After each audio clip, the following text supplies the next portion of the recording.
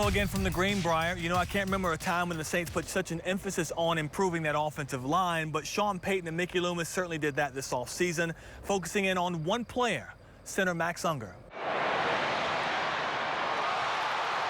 There was just something about this offensive line last season that screamed a need for change.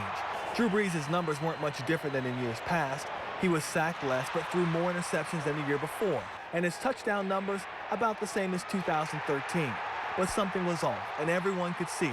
And it seemed to stem from the guy playing directly in front of number 9. Regardless of the reason I'm here, I mean, I'm being asked to do a job that I've been doing, you know, for a while, and just get on the field and do it. Super Bowl winner in Seattle, two-time Pro Bowler with the Seahawks as well.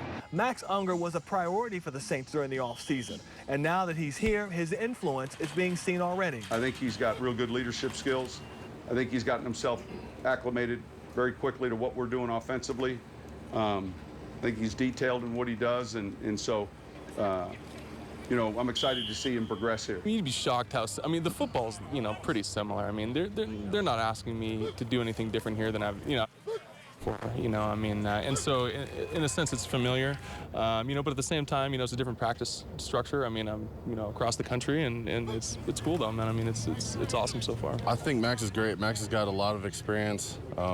He just does certain things just a little bit different, you know, than De La or Goody or something like that. But Max is awesome. To get Unger in black and gold, the Saints had to pay a heavy price, giving up Jimmy Graham. The thinking is, with Unger there to shore up the offensive line, by first and foremost keeping defensive players out of Drew Brees' face, the offense will become more explosive, even though their leading touchdown catcher of a season ago is now playing on the West Coast. Keep doing the things that I've been doing to get to this point in my career and go from there. As big a get as Unger was for this offense, the Saints also realized they had a huge hole to fill on the defense at cornerback. And once again, for the answer, they turned to Seattle. Here's Garland Gillen. With Brandon Browner in the Saints secondary, the black and gold now possess one of the top corners in the NFL. He left the Super Bowl winning Patriots to come play in the Big Easy, and the reasoning was all about math. Man, this is a business, man. I wasn't disappointed at all. When they asked me to take a pay cut, you know, it was time to get up out of there. Browner owns 2 Super Bowl rings, winning the title in back-to-back years, first with the Seahawks, then the Pats.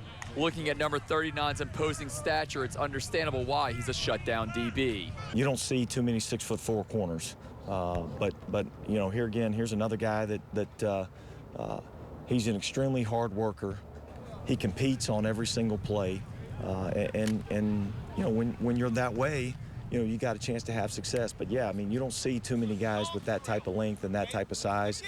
He brings a real physical element to our football team. That's what suits me, you know, being up close to the line of scrimmage. You know, I'm a bigger guy, not as quick and as subtle as some of these other guys. So, you know, man-to-man suits my abilities. The learning curve won't be difficult for Browner. He's a winner and can adjust very quickly. I think Brandon Browner can play in any system. I think he's a super smart guy, very talented, extremely coachable, but he has an aura about him and an intelligence about him where I think he would excel in really any system of play on defense. And Juan, standing next to Brown and Browner, not in shoulder pads and helmets, in street clothes, is very scary. He is 6'4", 220. What an imposing figure on the defense. It's interesting you say that because Dennis Allen talked about him this morning. He said it's very unusual to find a guy that's 6'4", can play cornerback the way he does. He's physical. He's got those long arms, gets him on the receivers. He plays a lot like Keenan Lewis, a guy he played with at Oregon State. Yeah, both these guys, you put them together, 2 of the best defensive backs in the league.